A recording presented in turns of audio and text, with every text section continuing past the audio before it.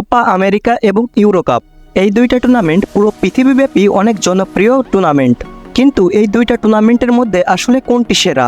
আপনারা হয়তো জানেন না যে এই দুইটা টুর্নামেন্টের মধ্যে কোনটি সেরা এবং কোনটি কোন দিক দিয়ে সেরা। কেউ কেউ বলে কোপা আমেরিকা সেরা, আবার কেউ কেউ বলে ইউরো কাপ সেরা।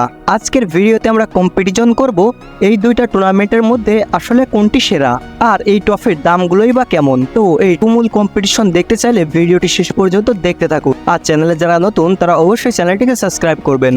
তো বন্ধুরা চলুন প্রথমেই দেখে আসে যে এই দুইটা টুর্নামেন্ট কিভাবে শুরু হলো। প্রথম কোপা আমেরিকা অর্গানাইজ হয়েছিল 1916 সালে, মানে আজ থেকে প্রায় 107 বছর আগে। আর অন্যদিকে ইউরো কাপ অর্গানাইজ হয়েছিল 1960 সালে, মানে আজ থেকে প্রায় 63 বছর আগে। ইউরো কাপ পরিচালনা করে থাকে ইউইএফএ বা ইউনিয়ন অফ ফুটবল অ্যাসোসিয়েশন। তো এই দুই ফুটবল টুর্নামেন্টের ইতিহাসের কথা বললে, প্রথম দিকে যখন কোপা আমেরিকা অনুষ্ঠিত হয়েছিল তখন এর নাম দেওয়া হয়েছিল সাউথ আমেরিকান চ্যাম্পিয়নশিপ, কিন্তু পরবর্তীতে 1975 সালে এর নাম পরিবর্তন করে কোপা আমেরিকা নাম দেওয়া হয়েছে। আর এটি বর্তমান থেকে প্রাচীনতম ফুটবল প্রতিযোগিতা, যেটি বিশ্বকাপ শুরুর আগে অনুষ্ঠিত হয়েছিল। তাছাড়া এটি তৃতীয় সর্বাধিক দেখা ফুটবল প্রতিযোগিতা। কোপা আমেরিকা এখন পর্যন্ত অনুষ্ঠিত হয়েছে মোট 47 বার, যার মধ্যে সবচেয়ে সাকসেসফুল দল হচ্ছে আর্জেন্টিনা এবং উরুগুয়ে, যারা 15 বার করে কোপা আমেরিকা ট্রফি জিতেছে। সর্বশেষ 2021 সালে আর্জেন্টিনা কোপা আমেরিকা জিতেছে এবং কোপা আমেরিকা 2 থেকে 3 বছর পর পর অনুষ্ঠিত হয়ে থাকে। আর অন্যদিকে ইউরো কাপের কথা বললে, ইউরো কাপ 4 বছর পর পর অনুষ্ঠিত হয়ে থাকে। আর ফিফা বিশ্বকাপের পর এটি বিশ্বের সবচেয়ে জনপ্রিয় খেলা বলা হয়। ইউরো কাপে মোট 24টি দল অংশগ্রহণ করে থাকে।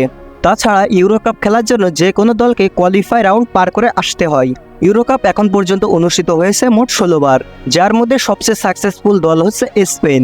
স্পেন ইউরো কাপ জিতেছে মোট 3 বার। সর্বশেষ 2021 সালে ইউরো কাপ জিতেছে ইটালি। তো কোপা আমেরিকা এবং ইউরো কাপের পার্থক্যের কথা বললে, কোপা আমেরিকার এখন পর্যন্ত 47টি আসরে অংশগ্রহণ ছিল মোট 19টি দেশের। অন্যদিকে ইউরো কাপের 16টি আসরে অংশগ্রহণ ছিল মোট 35টি দেশ। প্রতিযোগিতা ও মানের দিক দিয়েও অনেক এগিয়ে রয়েছে ইউরো কাপ।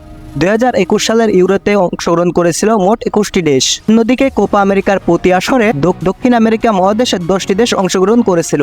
তাছাড়া বাইরের 2টি দেশ সহ মোট 12টি দেশ নিয়ে কোপা আমেরিকা অনুষ্ঠিত হয়ে থাকে। বন্ধুরা এই দুই টুর্নামেন্টের প্রাইজ মানির কথা বললে, প্রাইজ মানির দিক দিয়েও কোপা আমেরিকার তুলনায় অনেক এগিয়ে রয়েছে ইউরো কাপ। ফিফা বিশ্বকাপের পর অন্য যে কোনো আন্তর্জাতিক টুর্নামেন্টে দ্বিতীয় অবস্থানে রয়েছে ইউরো কাপ। 2021 সালে কোয়ালিফাই করা দল পেয়েছিল 2021 সালে ইউরো কোয়ালিফাই করা 24টি দল পেয়েছে 9.25 মিলিয়ন ইউরো এবং গ্রুপ পর্বে একটি ম্যাচ জেতার জন্য পেয়েছে 1.5 মিলিয়ন ইউরো। পরবর্তী রাউন্ডগুলোতে কোয়ালিফাই করা দলগুলো পেয়েছে 2 মিলিয়ন থেকে 5 মিলিয়ন ইউরো। এছাড়াও রানার্স আপ দল পেয়েছে 7 মিলিয়ন ইউরো আর শিরোপা জয়ী দল পেয়েছে 10 মিলিয়ন ইউরো। অর্থাৎ 7 ম্যাচে প্রত্যেকটি জেতার কারণে ইতালি পেয়েছে মোট 34 মিলিয়ন ইউরো। তাছাড়া প্রাইজ মানি বাবদ ওয়েফা দিয়েছে 371 মিলিয়ন ইউরো, যেটা 2016তে ছিল 304 মিলিয়ন ইউরো। এবং প্রাইজ মানির দিক থেকে ইউরোর থেকে অনেক পিছিয়ে রয়েছে কোপা আমেরিকা। 2021 সালে কোপা আমেরিকায় অংশগ্রহণ করা দলগুলোর জন্য ছিল না কোনো প্রাইজ মানি। কোয়ার্টার ফাইনাল খেলা দলগুলো পেয়েছে $1.5 মিলিয়ন। এছাড়াও তৃতীয় এবং চতুর্থ দলগুলো পেয়েছে $2.5 মিলিয়ন ও $3 মিলিয়ন এবং রানার্স আপ হওয়া দল পেয়েছে $3.5 মিলিয়ন এবং শিরোপা জয়ী আর্জেন্টিনা পেয়েছে $6.5 মিলিয়ন। অর্থাৎ এইবারের কোপা আমেরিকায় মোট প্রাইজ মানি ছিল $23 মিলিয়ন, যা ইউরো কাপের তুলনায় অনেক কম। বন্ধুরা এইবার আসি ভিউয়ার্সের দিকে। কোপা আমেরিকা এবং ইউরোর মধ্যে তুলনা করলে খেলার মাঠে দর্শকের উপস্থিতির দিক দিয়ে কোপাকে ছাড়িয়ে গেছে ইউরো কাপ। কোপা আমেরিকার কথা মাথায় আসলে সবার শব্দে ভাস ছন্দময় ফুটবলের সাথে তাল মিলিয়ে দর্শকের সুর।